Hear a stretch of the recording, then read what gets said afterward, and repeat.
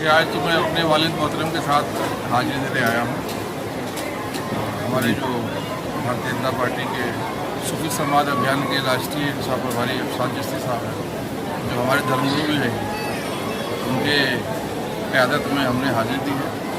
और सरकार करीब नवाज में हमने दुआ किया है कि मुल्क में अमन हो, चैन हो, तरक्की हो, खुशहाली हो, भाईचारा हो, प्यार मोहब्बत बढ़े। इसके लिए हमने दुआ की। जी, देखा जा रहा है आप लोग जो है बड़ी मेहनत कर रहे हैं मुस्लिमों को अपनी तरफ रिझाने के लिए, और मुस्लिम एकता मंच भी कर रही है, लेकिन पीछे क्यों होते जा रहे हैं वापस? ये वेग क्यों आ रहा है? मामला आगे बढ़ता हुआ जा रहा है। मैं देख रहा हूँ कि जब से माननीय प्रधानमंत्री श्री नरेंद्र मोदी जी की सरकार आई है, प्रधानमंत्री श्री नरेंद्र मोदी जी की क़यादत में जो भारत का मुसलमान है वो काफ़ी तरक्की कर रहा है। चाहे वो शिक्षा का मामला हो, चाहे वो रोज़गार का मामला हो, चाहे लोगों के जो है इलाज का मामला हो, सभी में मुसलमानों को आगे बढ़कर मदद किया जा रहा है, उनको मौका दिया जा रहा है। और ये तो रिपोर्ट भी है कि पूरे हिंदुस्तान में मुसलमान 14% है, लेकिन जो सरकारी फ़ायदे हैं, जो उनकी योजनाएं हैं, उसमें लगभग 32% का फ़ायदा हमारे मुस्लिम भाइयों को मिला है और मिलेगा भी, क्योंकि माननीय प्रधानमंत्री श्री नरेंद्र मोदी की सरकार है वो गरीब कल्याण को समर्पित है।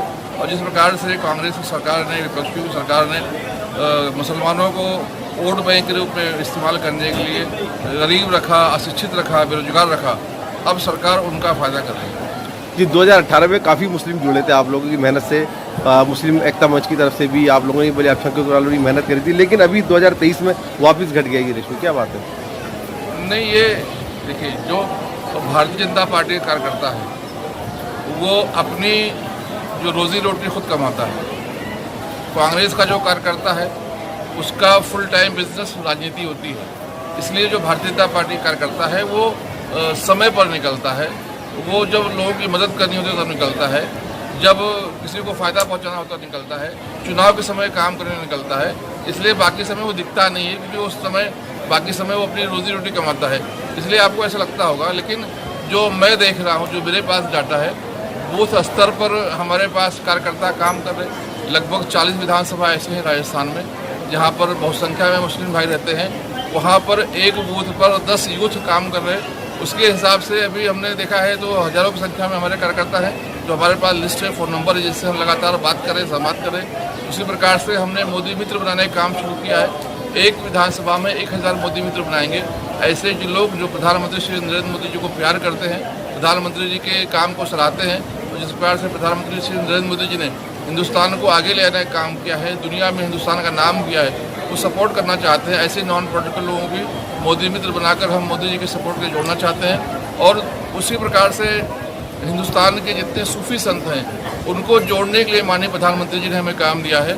सूफी समाज अभियान के माध्यम से हम जो सूफी संत हैं उनसे बातचीत कर रहे हैं, उनकी समस्याओं को समझ रहे हैं, उनकी तकलीफ़ों को दूर करने का काम कर रहे हैं। उसी कड़ी में जो हमारे यहाँ पर अफसान चिश्ती साहब हैं, वो राजस्थान में काम देख रहे हैं, गुजरात में काम देख रहे हैं, और जम्मू कश्मीर में काम देख रहे हैं। ऐसे हमारे जो साथी जो है समाज के सभी घटक को जोड़ने का काम कर रहे हैं। जिस तरीके से धार्मिक स्थलों से भी ये प्रचार प्रसार किया जाएगा, इस तरीके से मंशा है अल्पसंख्यक बीजेपी की, तो ये किस तरीके से माने कि आज आगाज़ कर दिया आपने?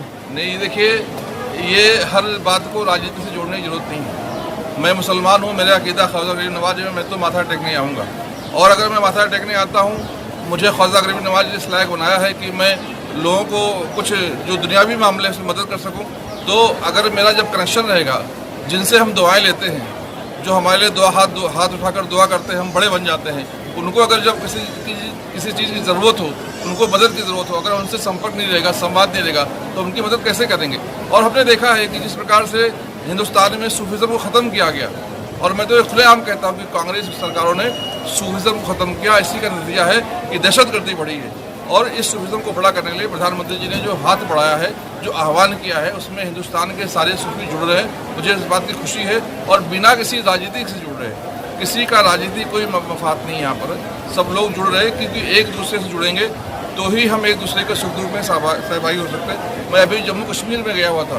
कश्मीर में जो हमारे दरगाहें, ज़ियारतें हैं, वहाँ पे जो हमारे गद्दे नशीद सरदार हैं, उनको बड़ी दिक्कतें हैं। लेकिन अजमेर के सूफी को नहीं पता है, आसाम में क्या हो रहा है वो दिल्ली के सूफी को नहीं पता होता है, कर्नाटक में क्या हो रहा है वो महाराष्ट्र के सूफी को नहीं पता होता है। हम सारे देश भर के सूफियों को जोड़कर हम एक दूसरे के हाथ को पकड़कर मजबूती के साथ आगे बढ़ना चाहते हैं। इसके लिए सुप्रीम शपथ अभियान कर रहे हैं। तो पीएम मोदी साहब के लिए क्या दुआ करी, आइंदा भी वो पीएम बने, इसके लिए दुआ करी? बिल्कुल, पूरे मुल्क की दुआ है कि प्रधानमंत्री श्री नरेंद्र मोदी जी फिर से 2024 में प्रधानमंत्री बने, बहुमत की सरकार बने और इस बार प्रधानमंत्री